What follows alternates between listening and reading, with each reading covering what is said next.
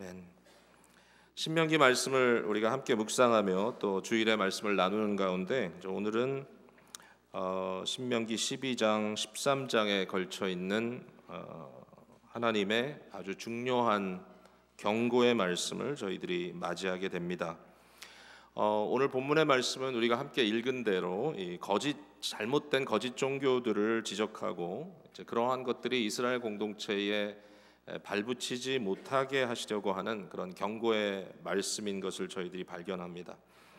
여기에 두 가지 방향에서 거짓된 종교가 들어오는 것을 말하고 있는데요. 첫 번째는 가나안 땅에 있었던 토속 종교들에 대한 이야기를 하고 계십니다. 이스라엘 백성들은 분명히 하나님의 명령에 따라 가나안에 심판의 칼을 들고 들어가는 그러한 상태이죠. 가나안 족속들이 너무 그들의 죄가 관영해서 정말 꼭대기까지 찼기 때문에 하나님께서 오래 기다리시다가 이제 드디어 심판을 이루시는 바로 그때에 이스라엘 백성들을 도구로 하셔서 가나안을 심판하십니다. 그들의 가장 심각한 문제는 바로 이런 거짓된 종교인데요. 이제 그 내용에 대해서는 우리가 좀 나중에 또 말씀 함께 나누기로 하고요. 일단 문제는 뭐냐면 이스라엘 백성들이 그 가나안을 들어갔을 때 저들이 그 멸절당한 백성들의 모습을 보고 경고를 받고 우리는 이 사람들처럼 살면 안 되겠다라고 생각을 해야 되는데 거꾸로 그 사람들이 가졌던 종교에 대해서 관심을 갖고 탐구하고 그들이 하던 것을 우리도 따라 살면 혹시 가나안에서 좀 더 잘 살 수 있을까, 이런 생각을 하게 된다는 것이죠. 그래서 가나안 백성들이 잘못 가지고 결국 그들의 실패의 원인이 됐던 그러한 종교를 너희가 답습하지 말아라. 그게 이제 첫 번째 방향이고요. 두 번째는 13장 1절에 보니까 너희 중에 이렇게 써 있습니다. 너희 중에, 그러니까 이스라엘 공동체 중에서 배교도나 이교도 또는 이단자가 나타나는 것. 아마 이건 배교나 이단이라는 말이 좀 더 맞겠죠. 그러니까 하나님을 믿는 신앙을 버리고 잘못된 길로, 거짓된 길로 가는 사람들이 그 안에 나타날 때, 그래서 이들이 이스라엘 백성들을 유도해서 함께 범죄하는 길로 끌려가려고 할 때라고 하는 그런 이야기입니다. 이 배교에 대해서 우리가 좀 다 읽진 않았습니다만은 한 몇 가지의 경우를 이 13장에서 말하고 있는데 첫 번째 경우는 어떤 건가 하면 아주 유능하고 능력 있는 종교 지도자가 나타나는 경우입니다. 그러니까 이스라엘 백성들 가운데서 이제 모세는 더 이상 그들의 영도자로 그들을 이끌어갈 수 없잖아요. 가나안에 들어가면. 근데 그 백성들 가운데 어떤 선지자가 나타날 수 있다라는 것입니다. 선지자나 꿈꾸는 자. 여기 꿈꾸는 자는 마치 무슨 있지도 않은 환상을 본다 그런 의미에서 좀 나쁜 의미로만 쓰여진 것은 아니고, 당시에 많은 선지자들은 꿈을 통하여 이제 계시를 받았다라고 이렇게 얘기합니다. 우리가 아는 대로 성경의 유명한 인물 중에 꿈꾸는 자들이 있었습니다. 요셉도 꿈꾸는 자 중에 하나였죠. 그러니까 이런 뭔가 굉장히 어떻게 보면 능력 있고 아주 유능한 그런 리더들인데 그들이 나타나서 뭐를 하냐면은요, 여기 보니까 이적과 기사를 행한다 그랬습니다. 이적과 기사를. 그러니까 실제로 기적을 일으키는 겁니다. 그러니까 이 세상 사람들이 다 보고 놀래고 감탄할 수밖에 없는 그러한 큰 일들을 실제로 행할 수 있는 굉장히 능력 있는 사람들인 거죠. 여러분, 하나님께서 세우신 진실한 종들만 이적을 행하고요, 만약에 정말 성령의 사람들만 예언을 하고 방언을 하고, 그러니까 그런 어떤 우리가 보기에 좀 신기하고 새롭게 느껴지는 일들이 100% 하나님으로부터만 온다라고 우리가 자신할 수 있다면 얼마나 편하겠어요? 그러면 정말 그것이 사인이 될 텐데 그게 아니죠. 오늘 본문에 보면 너희 중에 어떤 위대한 지도자가 나타나서 어마어마한 일들을 행하고 병든 자를 고치고 심지어는 죽은 자를 살리는 기적까지 행한다 할지라도, 굉장히 놀라운 말을 쓰고 있어요. 그런 일이 실제로 일어난다 할지라도 만약에 그 사람들이 너희들을 향하여 우리가 가서 너희가 들어보지 못한 다른 신을 섬기자라고 말한다면 끊어내라 라고 이야기를 합니다. 끊어내라.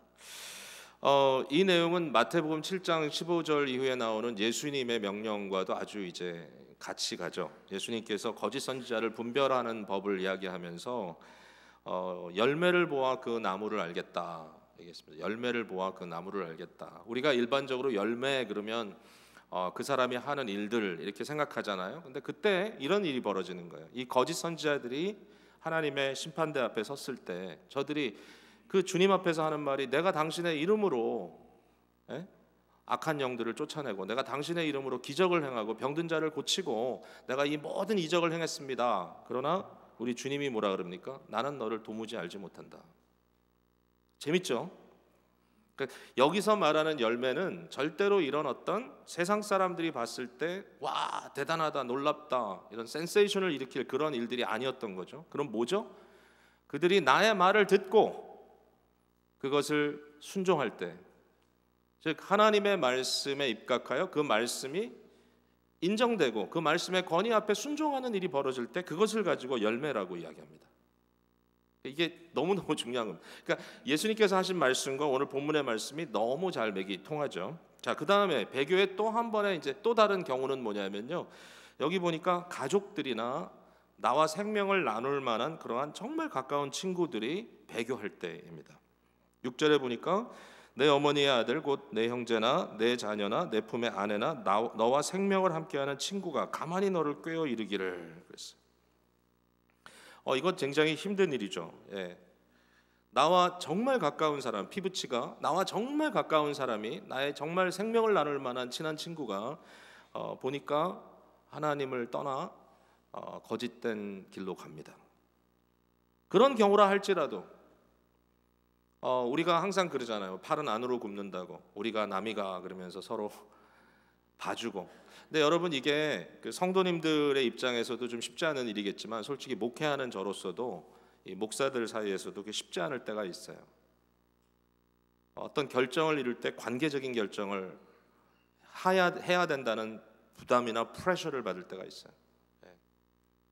우리가 그래도 친구고 우리가 한 학교의 출신 동기들이고 우리가 그래도 뭐 이런 일로 엮여 있는데 어떤 문제에 있어서 잘못됐다, 잘했다라고 하는 것을 객관적인 판단하는 것은 너무 차갑고 무정하게 느껴지고 그러니까 아무리 옳은 말을 해도 너 재수 없어. 그리고 배격당하고. 그러니까 물론 우리가 지혜롭게 행해야 되는 것은 분명하지만 그러나 오늘 말씀의 경고를 무시할 수가 없어요. 우리 한국적인 문화는 굉장히 관계적 문화이기 때문에 옳고 그름을 판단하기 이전에 너와 나의 관계를 먼저 생각하고 갑니다. 근데 우리 주님께서 굉장히 강하게 여기서 잘라내라라고 이야기합니다. 하나님에 대한 진리의 문제에서는 타협할 수 없다. 좀 부담스럽죠? 여기에 거짓 선지자를 죽이라 심지어는 너의 가족이라 할지라도 그들을 사형에 처하라 이렇게 써 있습니다. 아니 이건 너무 좀 대단한 거 아닌가? 맞아요. 사실은 오늘날 이런 일이 있을 수 없겠죠. 자, 신명기 13장 같은 경우는 좀 독특합니다. 여기에는 이제 도덕법과 도덕법은 뭐죠? 이렇게 배교하는 문제를 악하다고 정죄하죠. 도덕법과 그다음에 사회법. 이 특별한 이스라엘 공동체 국가 형태 안에서 이러한 일반적인 그 법으로 통용되는 그래서 사형의 제도가 여기 나와 있지만 오늘날 저희들에게는 도덕법으로는 우리가 그대로 적용할 수 있지만 사회법으로 가져올 수 있는 그런 상황 아니죠. 근데 중요한 게 있어요. 제가 여러분께 좀 이해시켜드리고 싶은 것은 죽이라는 말을 오해해서는 안 됩니다. 이것은 개인적으로 그 사람들을 미워한다든지 그 사람들을 어떻게 하여튼 탄압하라 이런 의미가 아니고 이것은 영향에 있어서 철저하게 배제하고 지워버리라고 하는 이것은 영적인 문제를 다루고 있는 것이죠. 진리의 문제를 다루고 있는 거지 어떤 사람들 개인을 놓고 그들에 대해서 이렇게 저렇게 하라는 말로 사실 더 포커스가 가서는 안 될 것 같아요. 그러니까 오늘의 말씀을 저희가 들을 때에 이거죠. 하나님께서는 하나님 자신에 대한 이 명예와 하나님의 하나님 되심 그리고 하나님께서 이러한 구원의 역사를 통하여 자기 자신을 드러낸 그 일에 대해서 너무나 귀하게 생각하시고 그것을 하나님의 백성들이 당당하게 지켜나가고 그것을 지켜서 그것을 혼탁하게 되지 않도록 타협하지 않도록 하려고 하는 이 하나님의 너무 간절한 의도가 여기에 드러난다라고 생각합니다. 잘못된 종교에 빠져서는 안 되고 잘못된 영성으로 빠져서는 안 되죠. 자, 그러면 이런 데 대한 대안이 뭔가 이거죠. 대안이 뭔가? 그럼 어떻게 우리가 그렇게 할 수 있을까? 오늘 핵심 구절은 사실은 32절 한 절이에요. 12장 32절. 내가 너희에게 명령하는 이 모든 말을 너희는 지켜 행하고 그것에 가감하지 말지니라. 이 말 한마디에 사실은 모든 교훈이 다 담겨져 있다고 생각해요. 이게 바로 하나님의 백성들이 지켜나가야 될 중요한 대안입니다. 한번 조금씩 나눠서 생각해 볼게요. 여기 보니까 내가 그랬습니다. 내가 너희에게 명령하는, 이 내가는 모세죠. 여기 모세는 누구냐 하면은 하나님의 말씀을 받아서 백성들에게 전하는 중재자입니다. 모세는 말 그대로 선지자예요. 하나님의 말씀을 그의 입에 담아서 말씀에 가감하지 않고 더하거나 빼지 않고 그 말씀을 그대로 전하는 선지자의 역할을 하는 거죠. 이 모세가 말하는 겁니다. 그러니까 결과적으로 포인트는 뭐냐면은 모세가 말을 하면 그것은 하나님의 말씀이다라고 하는 것이죠. 자, 이 부분에 있어서 우리는 좀 고민이 됩니다. 아니 그래도 사람이 말을 하면 거기에 문제가 있지 않겠는가?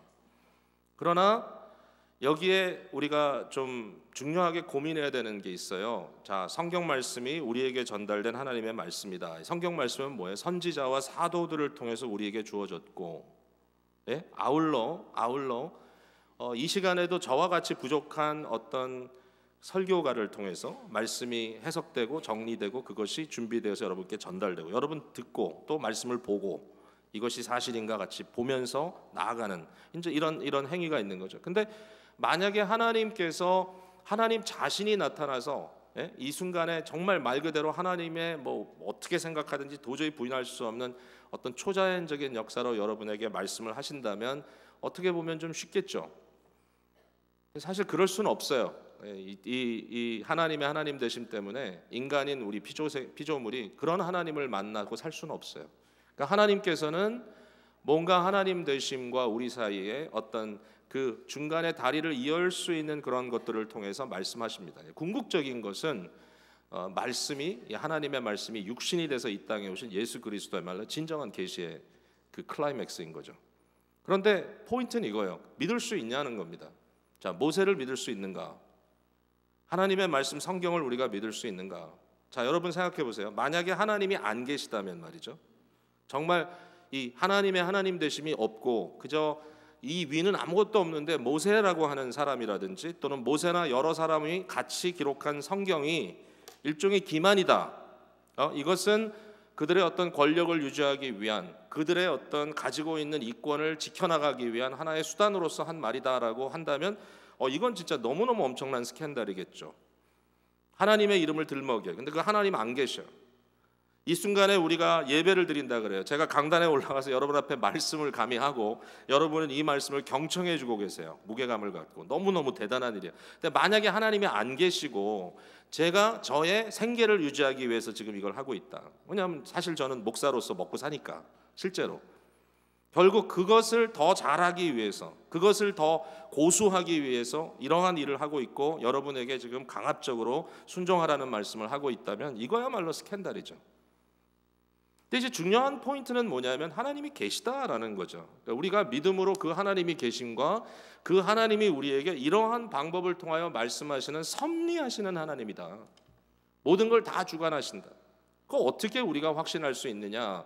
그 중에 한 가지 이제 중요한 것은 뭐냐면 하나님의 말씀이 그렇게 만만치가 않다는 거예요. 모세가 무슨 얘기를 하고 있습니까? 나는 죄인이다라고 얘기하는 거예요. 모세가 내가 분명히 하나님의 말씀을 너희에게 있는 그대로 전해야 될 책임이 있음에도 불구하고 나는 범죄하였기 때문에 하나님께서 나를 치셨기 때문에 나는 너희와 함께 가나안에 들어갈 수가 없다. 내가 너희의 영도자로서 정말 장구하게 명예를 지키고 내가 정말 죽은 이후에라도 너희가 유리관을 만들어서라도 나를 예루살렘에 딱 올려놓고 나를 끝까지 숭배하면서 나를 따라와라라고 내가 얘기하는 것? 전혀 나는 너희와 갈 수 없다. 나의 무덤은 너희가 찾을 수도 없을 것이다. 자기 발등을 찍는 거예요 지금. 어떻게 십계명으로 있는 그대로 말하는 사람이 자기 자신을 내세우기 위한 그러한 어떤 권위의 목적으로 할 수 있겠다고 우리가 생각할 수 있을까요? 이게 중요한 거예요. 말씀의 말씀됨, 말씀의 그 말씀 자체로서의 이 순수함, 이 말씀을 부인할 수 없는 거룩함이 드러나지 않는 것은 참 비극이에요. 그래서는 절대로 안 돼. 어느 누구도 그렇게 해서는 안 돼요. 왜냐하면 자기 자신이 먼저 마음이 찢겨지고 찢어지고 그 앞에서 꼬꾸라지는 게 하나님의 말씀이에요. 인간은 하나님 말씀 앞에서 만약에 그 말씀을 전하는 자라면 누구도 자기 자신에 대해서 당당할 수 있는 형편이 안 돼요. 진정 회개하며 가슴을 찢지 않는 사람 말씀 전할 수가 없다고 저는 느껴져요. 점점 시간이 갈수록 어려워요. 점점 어려워. 왜냐하면 사람들이 다 보니까. 모세가 만약에 이 말씀을 통하여 자기의 권력과 자기의 파워를 과시하고 그것을 통하여 자기가 정말 오랫동안 혜택을 누리기 위한 방법으로 말씀을 했다고 한다면, 그리고 그것을 위해서 하나님의 이름을 들먹였다면 그건 있을 수 없는 일입니다. 그렇게 과연 했는가? 성경이 어떻게 증명하는지 여러분 한번 생각해 보세요. 모세는 말씀을 전하는 중재자였고 정말 그 역할을 신실하게 감당했고 그는 스스로 자기가 전한 그 말씀에 의해서 하나님 앞에 설 수밖에 없는 존재였구나. 하나님은 이 모든 것 위에 존재하시는구나. 이 성경 말씀이 권위가 있는 것은 이 성경 위에 하나님이 존재하기 때문입니다.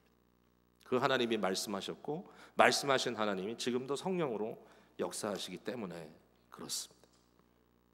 자, 그 다음에 너희에게 명령하는 그랬습니다. 너희에게 명령하는 이 모든 말을 명령입니다. 명령. 이 크리스찬들이 말하는 배움의 과정은요, 단순히 토론이나 담론을 통해서 결론을 내리는 게 아닙니다.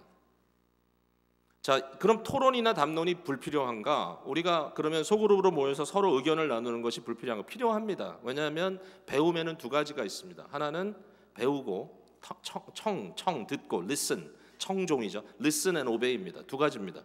말씀을 듣습니다. 진리를 진리의 말씀으로 계시, 이건 계시죠. 하나님께서 우리에게 수직적으로 꽂아주시는 하나님의 말씀이 진리에 대한 증거를 우리가 받는 겁니다. 그 다음에 obey죠. obey, 순종이죠. 청종, listen and obey죠. 이 말씀을 우리가 듣고 청종한다. 진리는 진리대로 듣습니다. 그러나 순종하기 위한 어마어마한 고민과 토론이 필요합니다.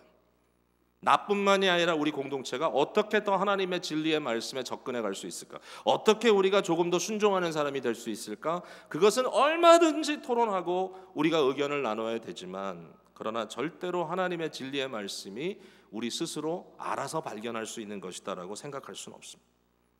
저는 퀘이커 교도가 아닙니다. 그래서 우리는 이렇게 예배당을 만들어 놓고 말씀을 가르치는 단에 성경을 올려놓고 강해를 하라고 이렇게 합니다.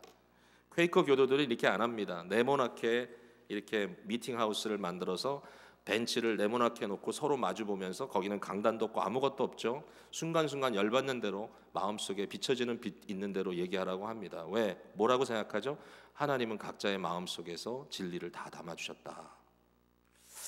물론 하나님의 계시의 방법은 여러 가지가 있습니다. 자연을 통해서도 보여주시고 사람들의 양심과 어떤 심지어는 깨달음을 주시는 부분이 있어요. 그러나 그 모든 것은 이 자연 속의 일종의 보편적인 것이지만 죄로 인하여 상당히 물들어 있습니다. 우리가 보는 관점에 어려움이 있습니다. 그러나 성령께서 역사하시는 가장 훌륭하고 권위 있는 것은 예수 그리스도를 중심으로 두고 증거하는 하나님의 성경 말씀입니다. 그래서 이 말씀을 들어야 합니다.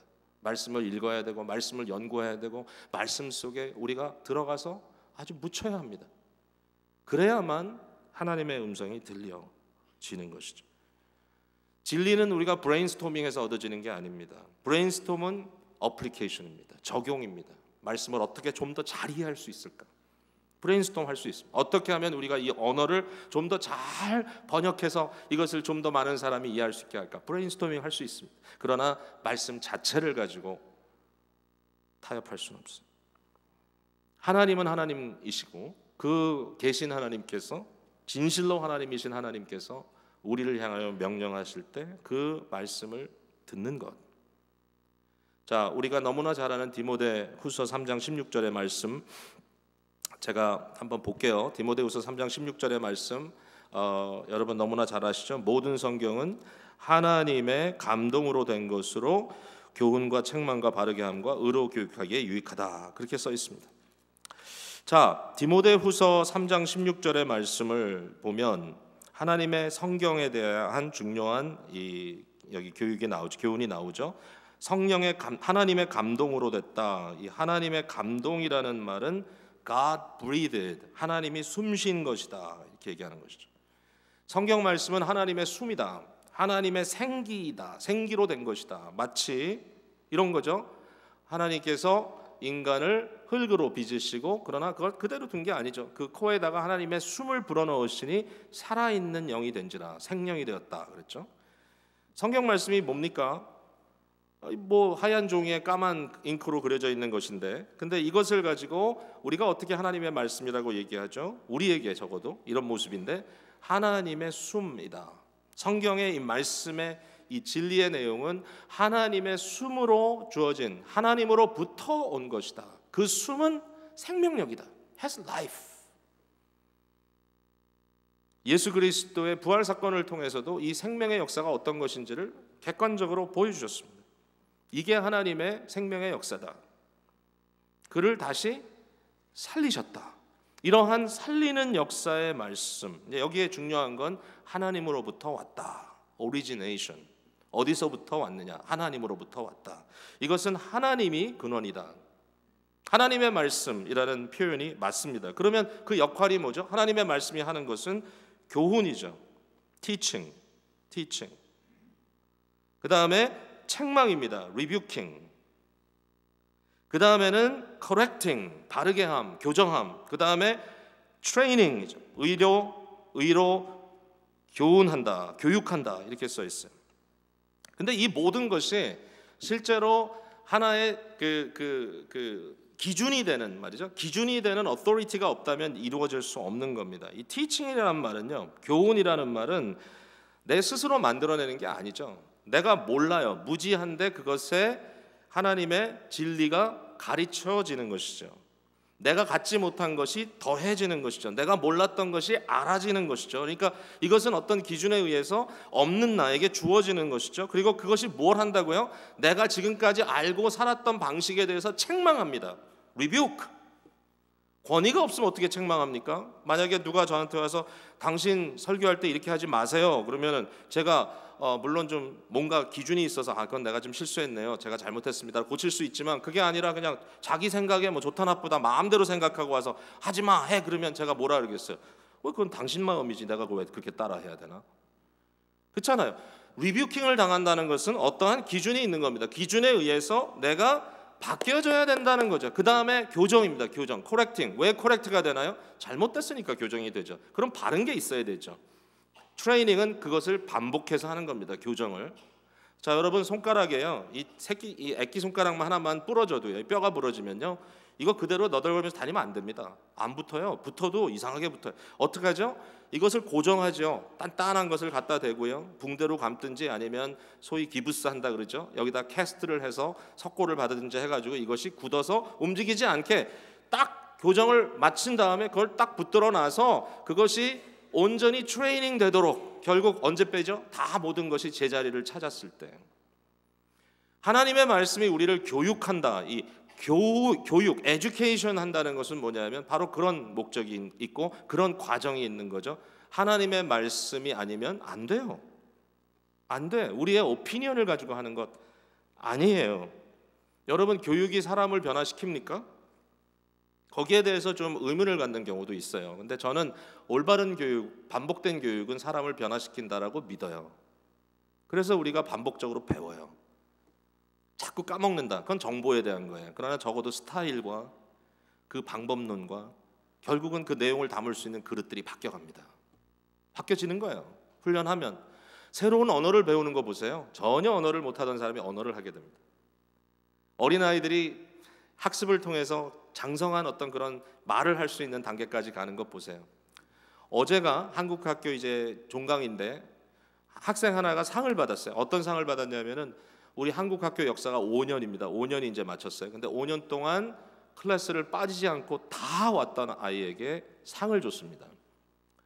제가 좀 지금 생각하니까 아쉬워요. 그 아이하고 한번 한국말로 좀 유창하게 대화를 좀 해봤으면 결과를 알 텐데 적어도 그래도 제 마음속에 5년 동안 끊임없이 커렉팅을 받고 트레이닝을 받았다면 분명히 거기에는 결과가 있을 것이다. 이게 교육이죠, 교육. 교육이 사람을 바꾼다? 저 지난주에 아주 기가 막힌 얘기를 들었어요. 여러분, 하나로 교회에서 우리 교회에 처음으로 왔던 청년 진성이를 기억하십니까? 김진성이라고 하는 학생은 하나로 교회, 즉 탈북자들 공동체죠, 청년 공동체에서 왔습니다. 하나로 교회가 이름을 최근에 본향교회로 바꿨다는 소식을 제가 들었는데 좀 섭섭은 하더라고요, 그 얘기 듣고. 근데 어쨌든 뭐 이름 바꾼 거니까. 유대열 목사님이 그때 이제 처음으로 보내줬던 이 김진성이라고 하는 형제는 키가 자그마한 형제인데 티네이저 때 이 탈북을 해가지고 이제 한국에 와서 정착하는 대학생이었습니다. 근데 이 대학생이 처음에 만났을 때 얼굴은 참 밝고 이렇게 생글생글 웃기도 잘하는 그런 학생인데 이야기를 해보면 마음속에 상처가 많아요. 그 모든 과정 속에, 그렇죠? 무엇보다도 지금 자기가 있는 자리에 대해서 불안합니다. 왜? 특혜를 받아가지고 한국에서 제일 좋은 학교에 진학을 했어요. 이제 탈북자들은 탈북자들 청년끼리 경쟁을 시키고 이렇게 자리를 주기 때문에 배정이 됩니다. 공부는 하는데 도저히 경쟁이 안 되는 겁니다. 이건 뭐 가서 죽으라는 거지 거기 뭐 하러 보내는지 모르겠어요. 준비가 전혀 안 됐으니. 영어가 안 돼요. 한국에서 자란 아이들은 어린 아이 때부터 영어 다 띄어요. 예? 학원을 가봤나 아무것도 못 해보고 결국은 정말 있는 기본도 없는 걸 가지고 그래도 좀 꾀가 있고 좀 똑똑한 친구니까 가서 한번 경쟁해 보라고 보냈는데 뭐 이건 말도 안 돼. 자기가 탈북자라는 것에 대해서 항상 이렇게 디스크리미네이션, 차별을 받을 수밖에 없는 상황에서 이야기를 해보면 마음속에 피해의식이 많아요. 제가 그런 얘기했어요.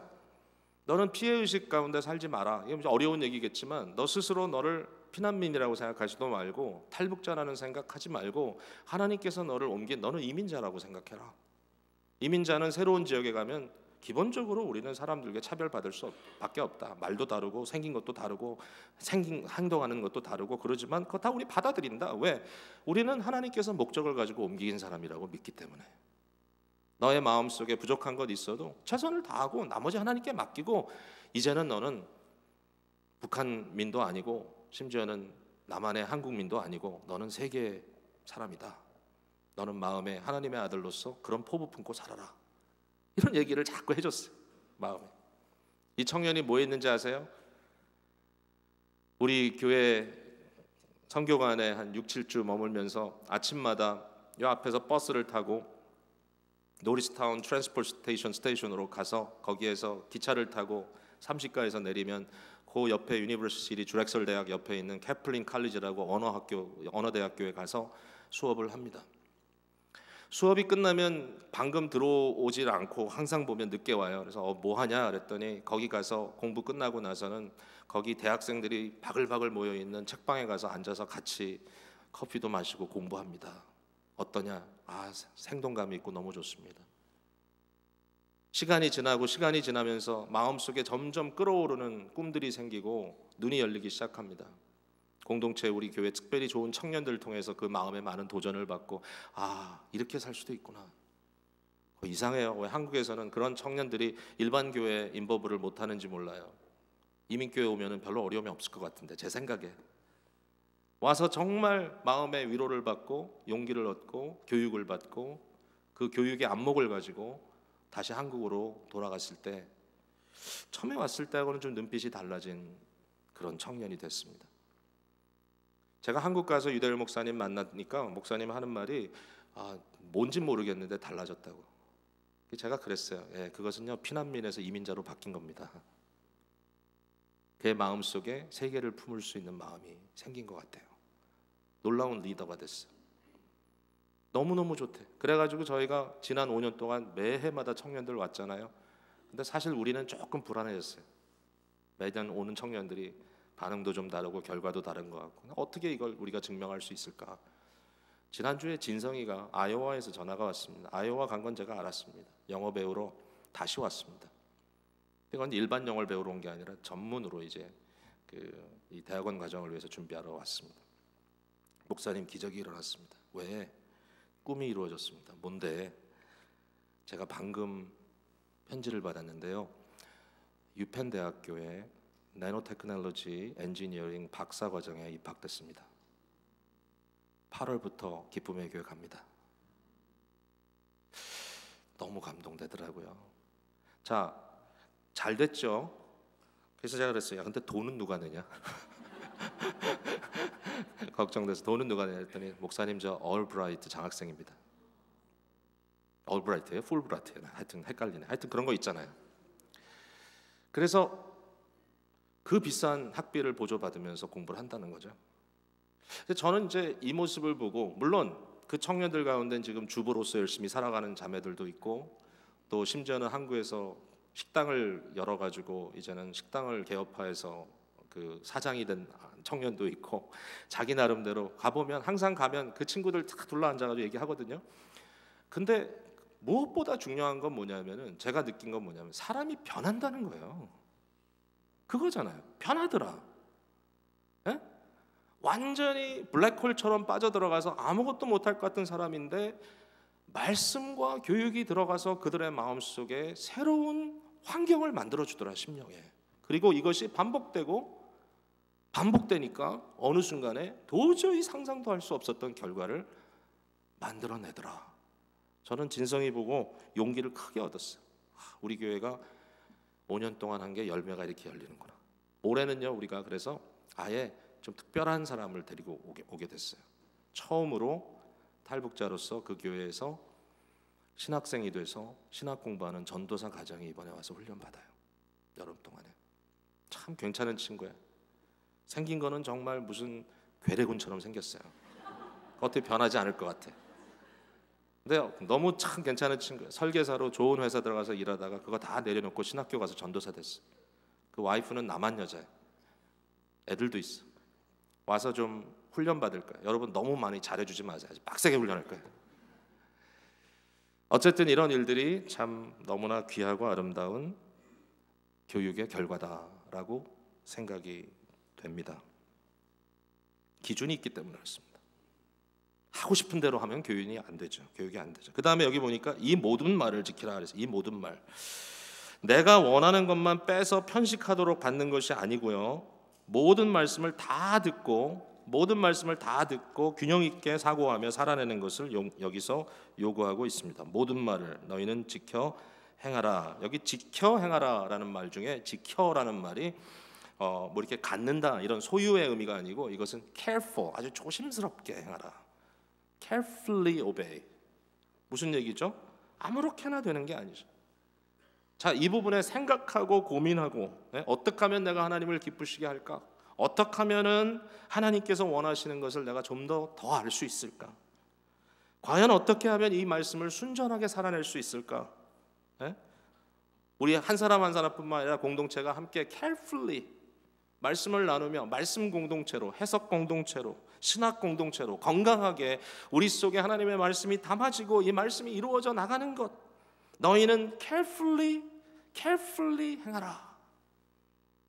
이렇게 고민하며 수고하며 행동으로 이끌어내라고 하는 명령이죠. 여기에 이제 한 가지 더 있습니다. 이제 이 말씀하고 오늘 말씀 맺을게요. 그것에 가감하지 말지니라. 가감하지 말라. 더하거나 빼지 말라. 여러분, 이 말씀이 요한계시록 맨 마지막 22장 18절 19절 말씀이죠. 너희는 이 예언의 말씀에 더하지 말라. 또 이 예언의 말씀에 빼지 말라. 만약에 더하면 이 예언의 말씀에 쓰여져 있는 모든 저주의 말, 심판의 말을 더할 것이다. 만약에 이것을 빼면 모든 축복의 약속들을 다 뺄 것이다. 이러면서 굉장히 중요하게, 결국 요한계시록 맨 마지막에 이 예언들, 요한계시록만 말하는 게 아니라 요한계시록이 결국 피날레이기 때문에, 성경 66권의 마지막이기 때문에 앞뒤에 있는 내용들을 다 포함해서 하는 걸 겁니다.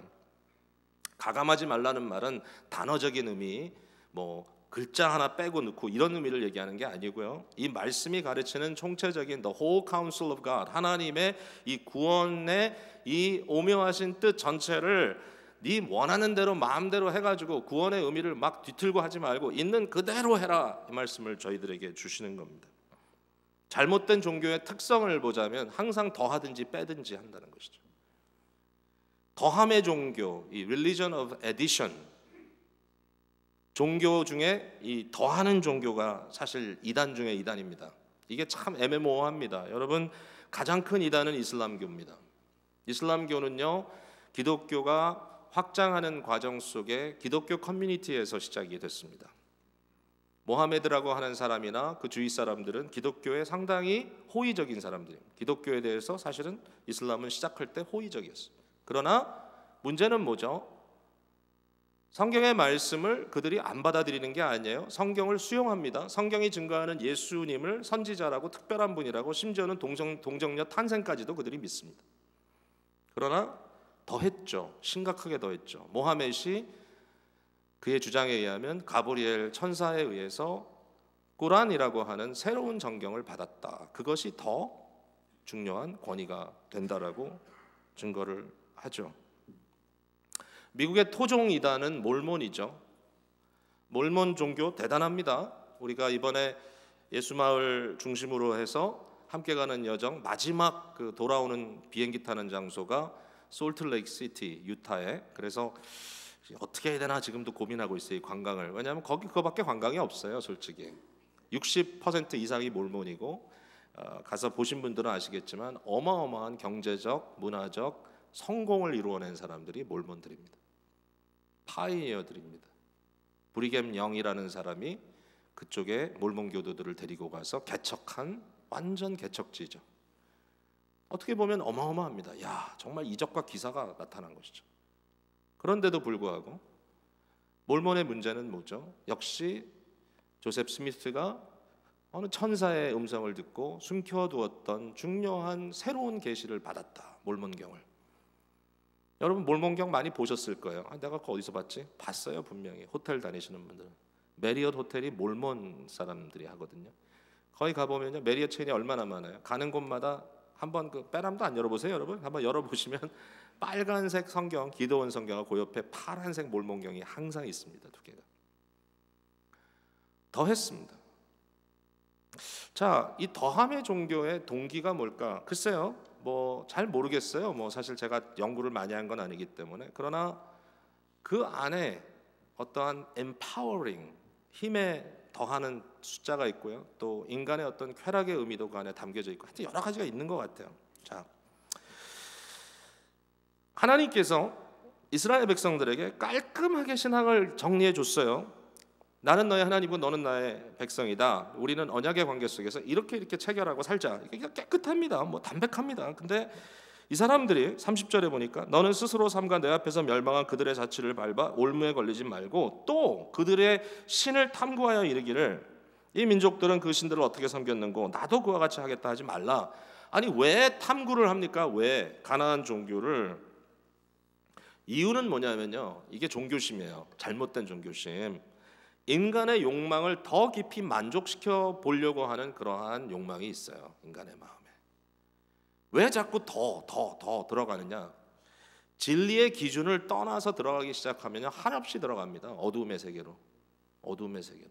요새 특별히 음악하는 사람들, 예술하는 사람들은 그런 영역, 에스테릭의 영역에서 깊이 탐구하며 들어갑니다. 온갖 쾌락을 다 추구하고요. 욕 나올 뻔했어요, 금방. 하여튼 별 일들을 다 해요. 거기 들어가 보면 별의별 짓들을 다 하면서 들어가요. 그러면서 끝까지 탐구합니다. 더 들어가요. 더함의 종교의 핵심적인 포인트는 뭐냐면 니드 베이스입니다. 나의 욕구에서부터 출발합니다. 인간의 욕구로부터 출발해서 그 욕구를 충족시키는 방법으로 끊임없이 종교를 탐구하고 신들을 만들어내요. 나를 위하여. 가나안의 대표적인 종교에는 아세라와 바알입니다. 오늘같이 비가 많이 오는 날은 가나안 종교가 춤추는 날이야. 바알은 하늘에서 비를 내리는 신이죠. 천둥과 번개의 신. 아세라는 땅의 신입니다. 흙, 생육과 번성의 신입니다. 하늘에서 비를 받아 땅이 그 비를 받아서 흡족한 그 비를 받은 땅이 풍요로운 과실을 맺어내는 것이 가나안의 종교입니다. 아니 왜 이스라엘 백성들이 가서 그토록 아세라와 바알에게 빠졌을까? 가나안에 가보니까 야, 여기서 잘 살려면은 바알과 아세라를 좀 알아야 되겠더라. 야, 미국 오면 영어 해야지. 가나안 들어가니까 역시 가나안에 여기 뭐가 있어. 예? 가가지고 그래서 그들이 하는 것을 쫓아갑니다. 왜? 풍요함을 누리기 위해서. 풍요로움, 번영, 그 다음에 또 하나 심각한 문제는 쾌락입니다. 쾌락. 결국 그거예요. 인간은 더 많은 풍요로움, 더 많은 것, 그 다음에는 나를 좀 만족시켜 보려고 쾌락. 아니 왜 가나안 종교가 쾌락입니까? 가나안 종교는 본질이 쾌락이에요. 너무 많은 상상하지 마세요. 하늘에서 비를 뿌리고 땅은 것을 받고, 그래서 가나안 종교, 아세라와 바알을 섬기는 그 종교의 실제적인 종교 행위는 창녀들 데리고 노는 거였어요. 거기서 실제로 일하는 종교 사제들은 누구냐? 바로 그런 사람들.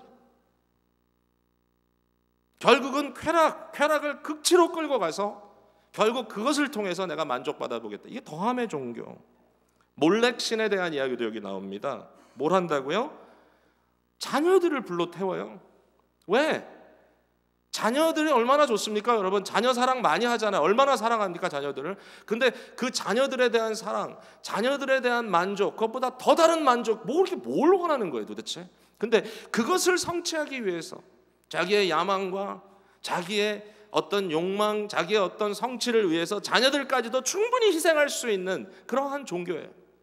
불을 태워서라도 신 앞에 가서 당당하게 내 아들 내놨으니까 이것도 내놓으시오. 여러분, 사사기에 보면 입다라고 하는 사사가 나옵니다. 그 입다라는 사사가 크게 실수하죠. 암몬인가요? 하고 전쟁에 나가는데 하나님 앞에 쓸데없는 서원을 합니다. 그러면서 내가 안전하게 돌아왔을 때 나를 처음 집에서 나와 맞이하는 뭔지 모르겠지만 그것을 하나님께 번제로 죽여서 태워드리겠습니다. 이해가 안 되는 게, 아니 자기가 전쟁 이겨서 집으로 돌아오면 누가 나오겠어요? 거기 누가 나오겠냐고. 강아지가 나오겠어요? 송아지가 나오겠어요? 이해가 안 돼 도대체. 딸이 나왔어요. 그 딸이 누구예요? 무남 동녀래. 딸 하나밖에 없는데 딸이 아니면 누구였을까? 와이프가 나오길 기대했나? 하여튼 이해를 못 하겠어요. 그래서 좀 말이 안 돼요. 이게 말이 안 되는데 그렇게 해가지고 결국은 애꿎은 딸 하나 죽였어요. 근데 대부분의 사람들이 그걸 보면서 야, 하나님 참 무심하다. 하나님이 뭐가 무심합니까? 이건 잘못된 서원입니다. 사사기의 중요한 핵심은 뭐죠? 그 당시에는 하나님, 진정한 신에 대한 왕에 대한 그 이해가 없었기 때문에, 즉 권위자가 없었기 때문에 각자 눈에 보기 좋은 대로 행했더라고요. 하나님 그거 하지 말라는 거예요. 나는 그렇게 섬기는 신이 아니다. 31절에 내 하나님 여호와께서 내가 그와 같이 행하지 못할 것이라. 여호와께는 그렇게 해서는 안 된다. 그들이 하는 것은 여호와께서 꺼리는 일이다. abomination. 하나님이 아주 그냥 저주하는 아주 악한 행위들이다. 그런 걸 하지 마라. 알지 못하는 하나님을 섬깁니까? 에덴의 사람들처럼 unknown God, 알지 못하는 하나님을 향하여 내 마음에 그냥 땡기는 대로 내가 복 받는다니까 아무거나 갖다 드리면 알아서 해주겠지.